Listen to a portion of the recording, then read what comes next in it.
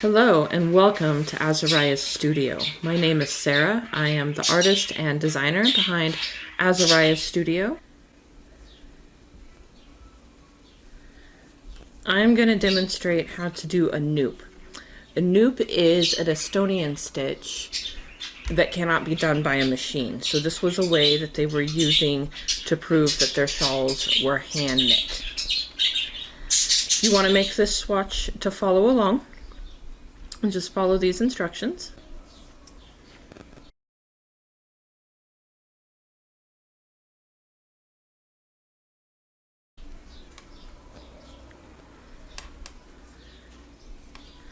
I'm going to knit just a few stitches in.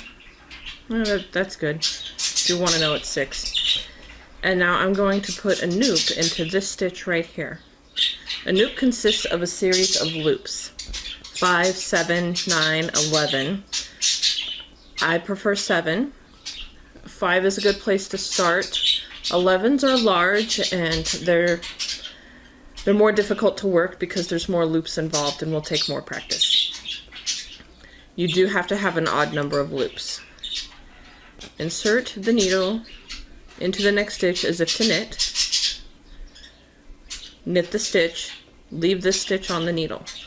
You see I've pulled this loop a little bit large here, and it's pulling this one. It won't pull it out of shape, and blocking will take care of that, as long as you don't pull it too far out of shape. Now we're going to yarn over. Back into the same stitch, like you're knitting it again. I've got 3. And now I have 5. I said I prefer 7, but I can't do 6 because then if I drop that off, go over here, now I have 5 and a yarn over. I want 7, and get that stitch back and go into it for number 7, and now I have 7 loops on my needle. Just going to finish the row.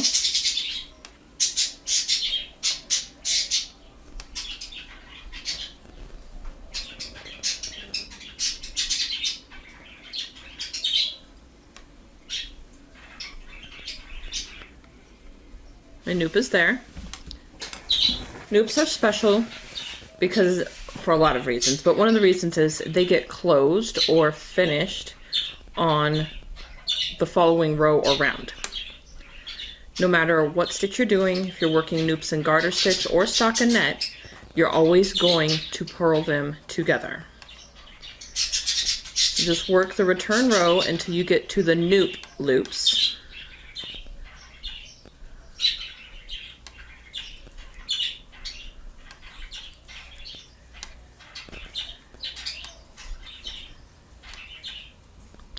Alright, here we are. So 7. I want to make sure I only have 7. I don't want 8. I don't want 6. If you count your row after completing a row that has 1 or more Nupps in it, it only takes 1, and you have an incorrect stitch count, start by checking your Nupp. So I want just 7. 1, 2, 3, 4, 5, 6, 7. I'm already on a purl, so the yarn's in front. If you were on a knit row and the yarn were in the back, you would just bring the yarn to the front. I hold on to the top and I wiggle through. Sometimes I pull them down and towards the back a little bit, and I come through the back.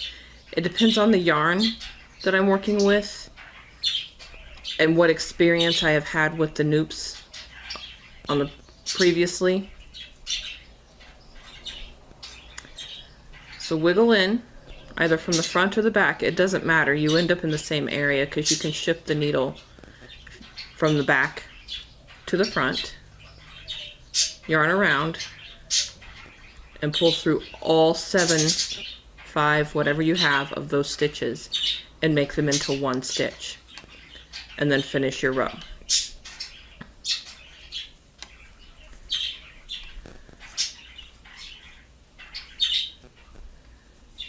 I'll knit 1 row across and then I will show you the finished Nupp.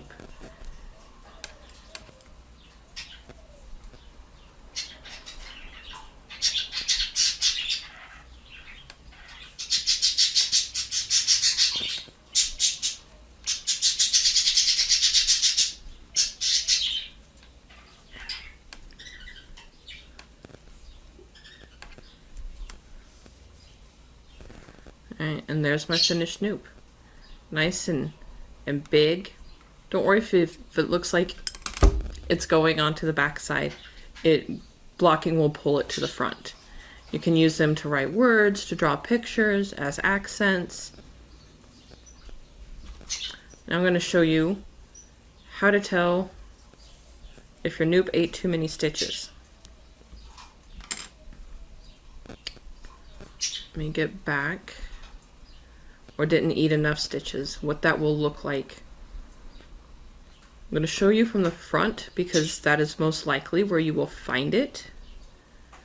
Reversing a Nupp this way is very tricky. I don't recommend it. We'll see how it goes. If I have a row that has a lot of Nupps and I have to rip for some reason, I usually rip back to the row before the Nupps instead of hoping I have everything, because a dropped yarn over or a dropped stitch in a Nupp is gonna loosen all of the stitches around it and make the tension uneven.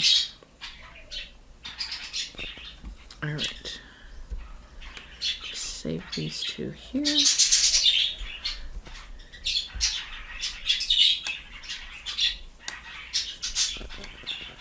So I'm just going to purl to the Nupp stitches again, the Nupp loops. All right, this time we're going to go too far, and it's going to eat an extra one, and you can see how easy that is to do. There's 8 on there. You can kind of tell from here. You really can't tell from the back side, which is where you're going to be working it most often. Even in the round, you want to purl these. On the front it looks fine, but you can see it's pulled over here. Let me do these couple more stitches.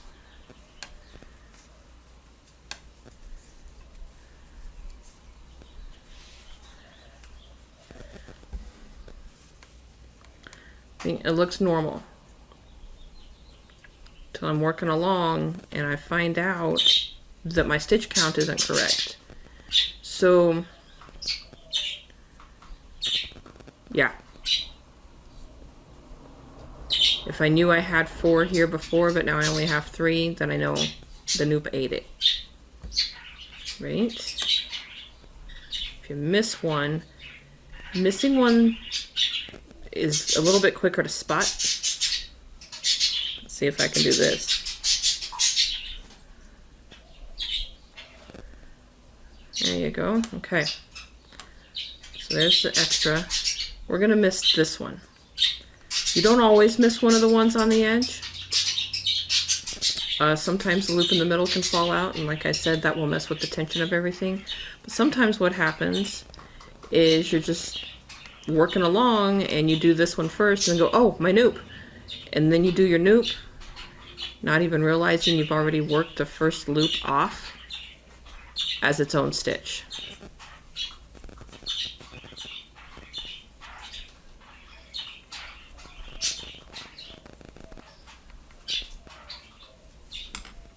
Right.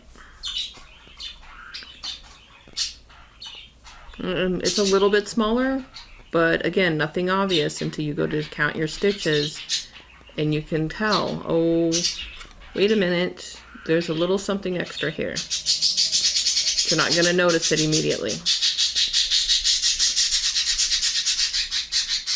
And that is how you work the Nupp stitch and a little bit of troubleshooting. Thank you for watching. Happy making.